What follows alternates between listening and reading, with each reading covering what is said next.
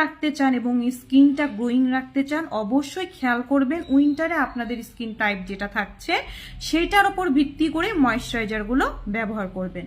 যাদের skin normal, শীতকালে এসে নর্মালি থাকছে, তারা হচ্ছে নর্মাল যে বেস ময়েশ্চারাইজারগুলো সেগুলোই ব্যবহার করতে পারবেন। আপনারা চাইলে ক্রিম বেস ময়েশ্চারাইজারও ব্যবহার করতে পারেন, অথবা চাইলে জেল বেসটাও ব্যবহার করতে পারেন। তাহলে নর্মাল টু অয়েলি শীতকালে আপনারা জেল বেস ময়েশ্চারাইজারটা ব্যবহার করতে পারেন।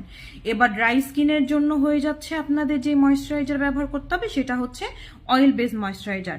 এবার যাদের হচ্ছে আপনার সেনসিটিভ ত্বক এবং মিশ্র ত্বক, তারা যেটা করবেন ওয়াটার বেস ময়েশ্চারাইজার ব্যবহার করবেন। যে ময়েশ্চারাইজারটা পানির মতো দেখতে হয়, ওয়াটার বেস ময়েশ্চারাইজার হয়, সেইটা আপনারা ব্যবহার করবেন যাদের হচ্ছে সেনসিটিভ স্কিন, যাদের স্কিনটা সেনসিটিভ এবং হচ্ছে মিশ্র, অর্থাৎ